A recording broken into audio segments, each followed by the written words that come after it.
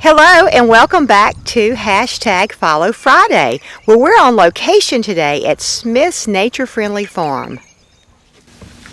Well, Jolene, thank you so much for taking the time out of your day to introduce yourself to the AldermanFarms family. So would you tell our audience a little bit about your farm, about yourself, and what you do here at Smith's Nature Friendly Farm?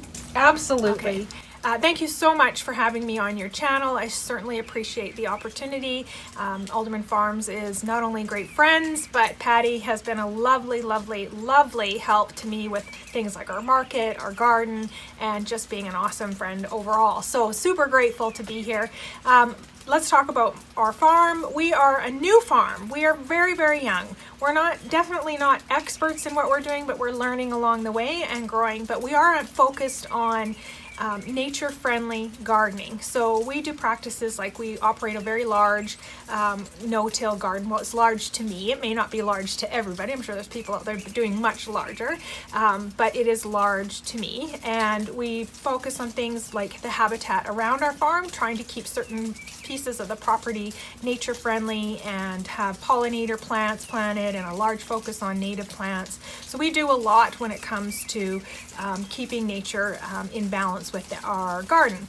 Then on top of that, we are a market seller. So that's actually how I met Patty. We met her at selling at a farmer's market. I've learned a lot about selling at a farmer's market and come here to use the garden in order to produce for this market. Along the way, on that journey, I've evolved my products. I make gourds, I do salts, I do all these different things that all kind of come from our farm per se. When you say it's might not be large to other people, she has a very large garden, y'all. She also every year it gets bigger and bigger. It definitely has. So we have two areas in the garden. We have this no-till garden as well as this field garden. The field is kind of done in an it's tilled basically, which is not as nature friendly. It's certainly not the worst thing to do, but it is not as nature friendly because you're digging up the ground and releasing CO2 and chopping up your worms and your bumblebee nests. So I don't love the no-till garden. No judgment for anybody else who does it. I mean, we all do it our own way and that's a-okay. But I do love my no-till garden. The no-till garden is the one that is most kind to nature, and it is certainly where we're producing the majority of our food, and it has performed better than our tilled garden. So in our tilled area, we'll use like the standard synthetic fertilizers. We don't use any pesticides or fungicides at all because that's not overly nature friendly, and we've really focused on trying to use like very kind practices with our bugs and stuff like that. We like the bugs. We even like the hornworms. Yeah, Tommy likes to give me a hard time about that one. We even like the hornworms, and I know that's going to get comments. Yeah, and and she's not lying. She really does like the hornworm. Well, and you've added something new this year to your farm too.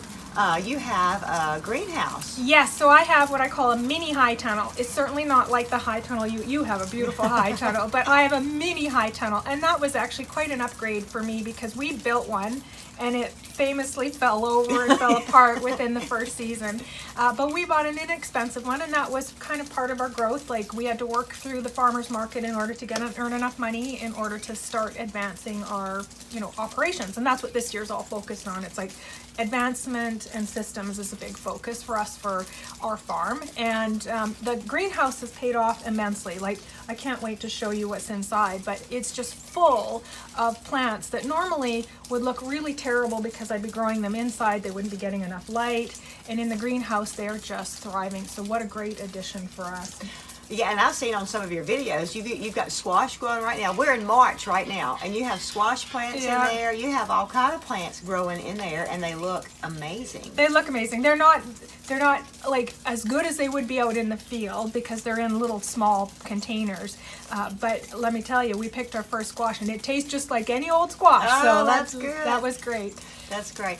Well, Jolene, you and I are a lot alike. Yes. Both of our husbands work a full-time job, and we're the main farmers. Now, our husbands, not giving them any slack, they will do anything we ask, but they can't go out and work like we can because they have a full-time job. They pay the bills. We get to do what we want.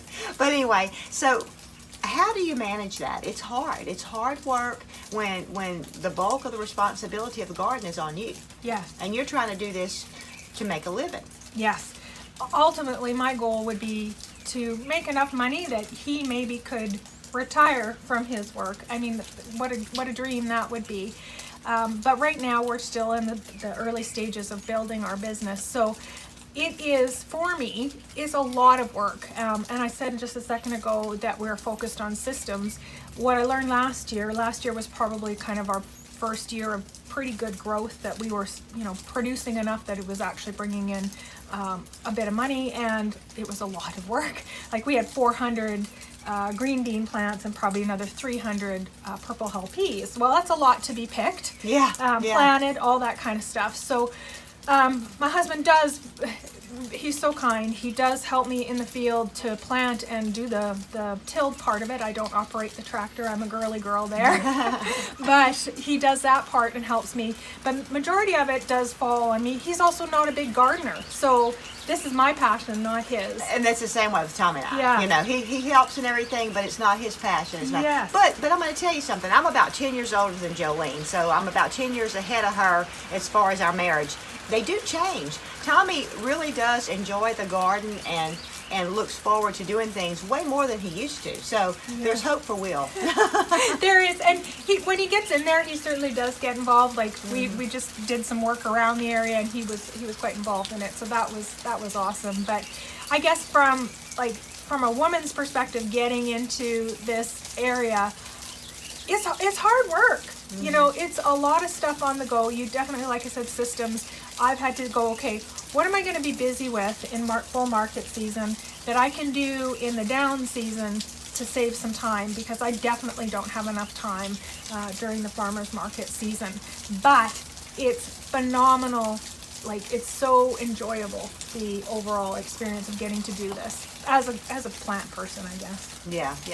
Well, and I want to tell you something else too. You've helped Tommy to like to be a farmer a little better.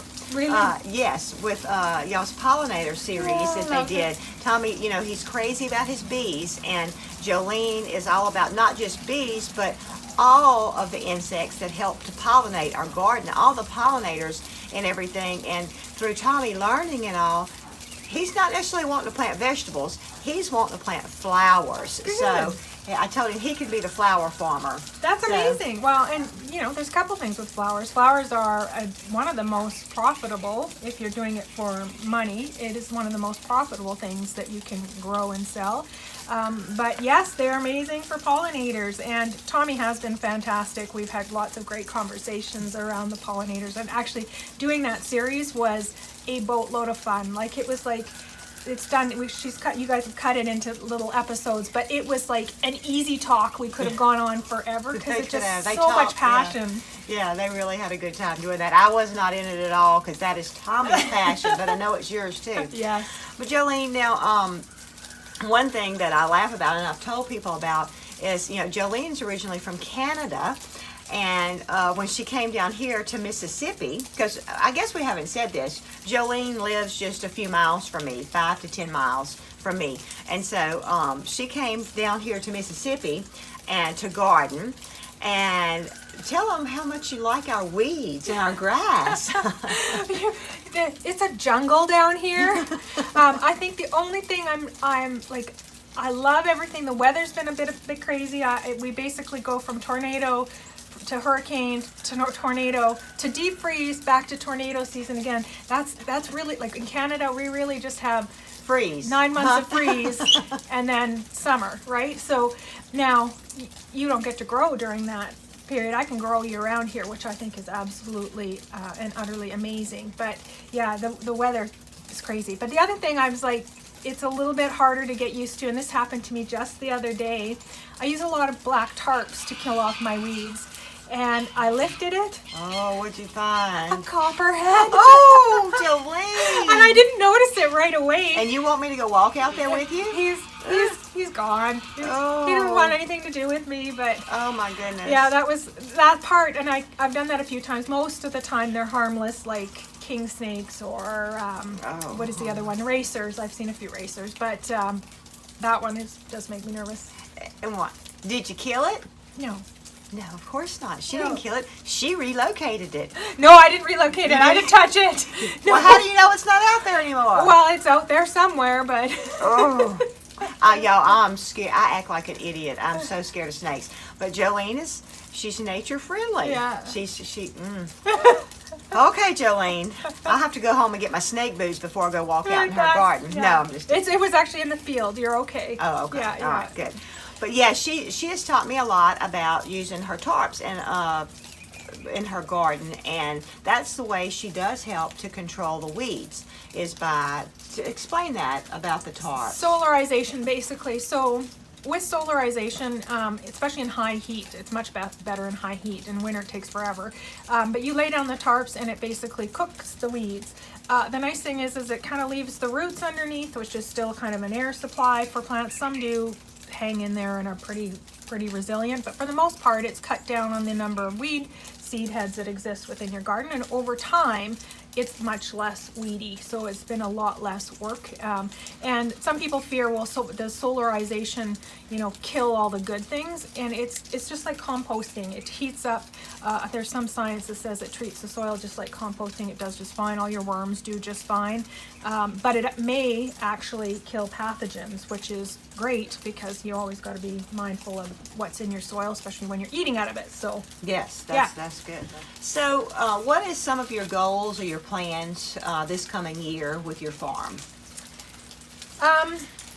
Great question. I think, like I talked about, was the systems. I'm trying to do things that make things easier, whether it's, walkways that are used over and over again. Instead of fighting the weeds in them, I'm just putting down some like landscape fabric and stuff like that. So trying to focus on systems that allow me to have more time to do other things that have, better produces a better product. Another thing I've been doing that's quite big is trying to build more tubs because I got areas in the garden I can't grow in. So by creating these tubs, I can grow within them, and they're very easy to manage. So I'm growing a lot in tubs, pulling them out of the garden, which gives me more space, because ultimately I actually really need to increase our production. One thing I have found is there's more need for fresh vegetables than there actually is that I'm able to produce.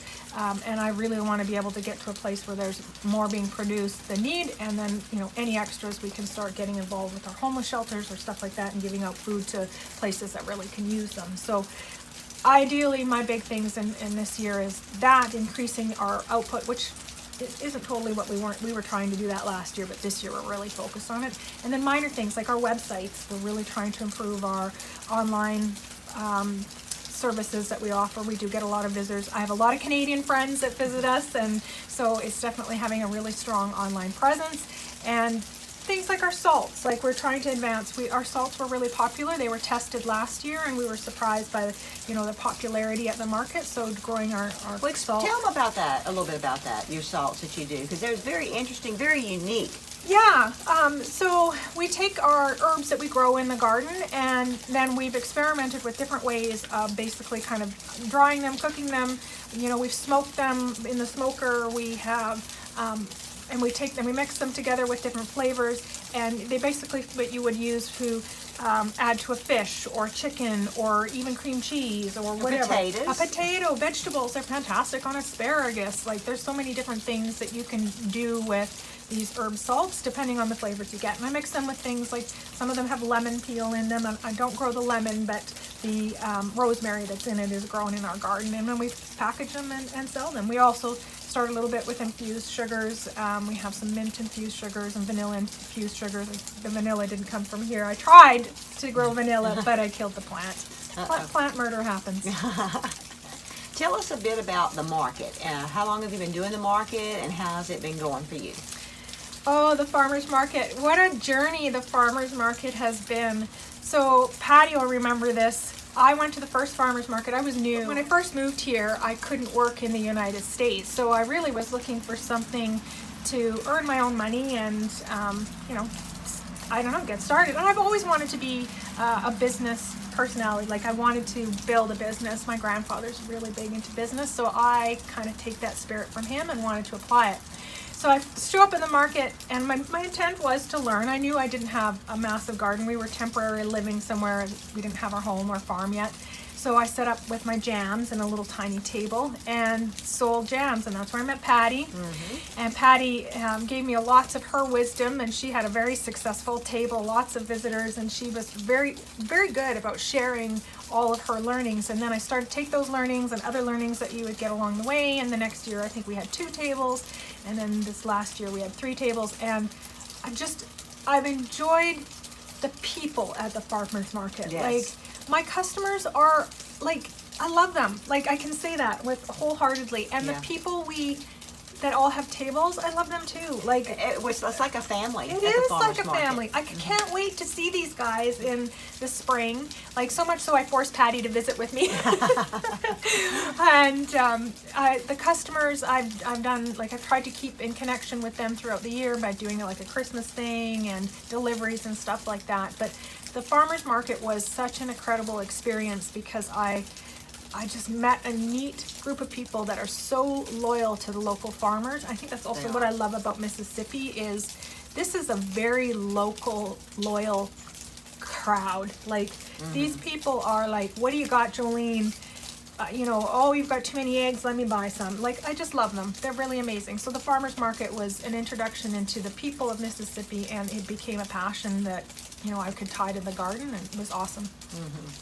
Well, and Jolene, before you moved here, I mean, you had a job, you were out in the workforce, a job away from home, and so you moved to Mississippi. Now you can work in the United States because you went through all the process and all that, but you're still choosing to have a farm, trying to make a go of a farm. Why? Why would you, I mean, you could go out and get a job tomorrow making more money than you're making at the farm, but you're choosing to farm. Yeah, it's a good question. Part of it is a little bit to do with the fact that it was a marketing job that was usually marketing jobs come in big cities. Now with coronavirus, a lot of marketing roles are now work from home. So I probably could, but now we got into this, I'm really going into the garden thing, and the passion and the love for what I do or what I'm doing has been so rewarding. It's hard to say no. Like, you suddenly realize money isn't everything. You know, I certainly could, like, it was good money in Canada, and it was a fabulous company. I worked for a place called TELUS Communications, and it was, let me tell you, it was probably the best employer I've ever worked for. But because they're not down here, and because I have this opportunity, and I have this opportunity 100% because of my husband, and I don't, let me think for 1 second, I don't recognize that. If I needed to, I would change in a dime, but he's given me this opportunity, and I'm taking it. And if I can be successful, like, I look at this like, I have to be successful at it. Like, it has to produce. I cannot, you know, have, you know, $500 every year. Like, it needs to produce. Otherwise, I do need to go back to marketing or something like that, or we won't get to retire. You can see Jolene's passion for growing food and doing the market, and all of that comes through on her videos. She is very passionate. I watched a video the other day that you had about toxic squash.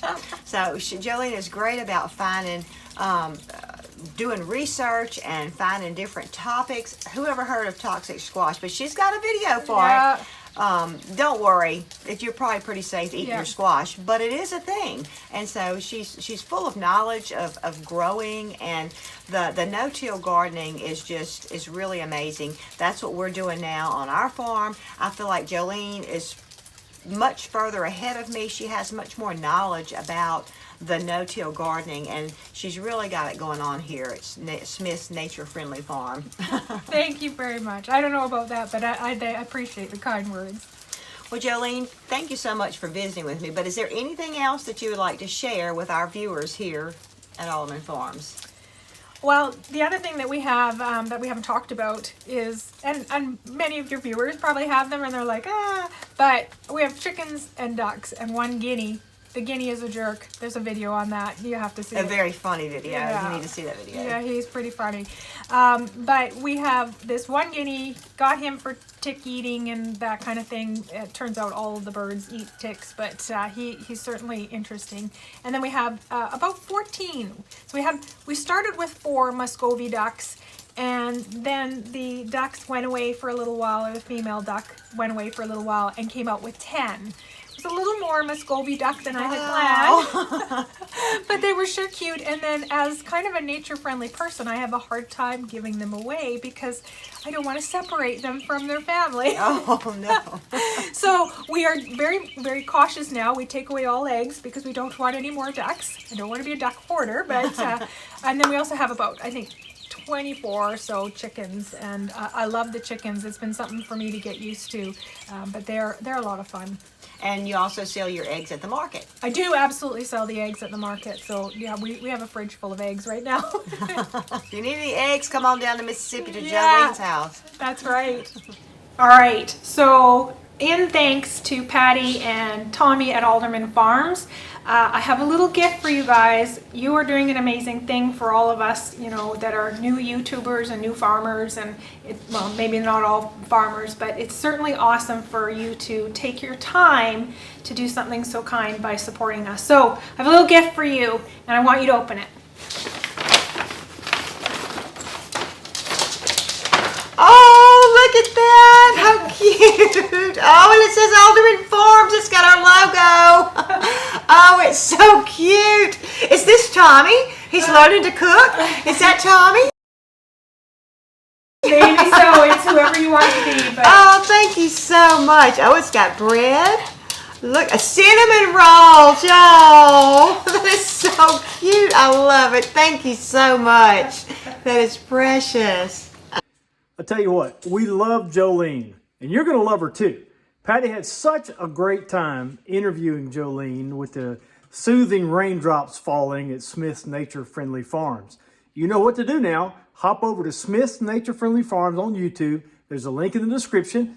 Give her a thumbs up on as many videos as you can. Comment, tell her that Alderman Farms sent you, and be sure to subscribe and ring that bell. And by the way, this is not me.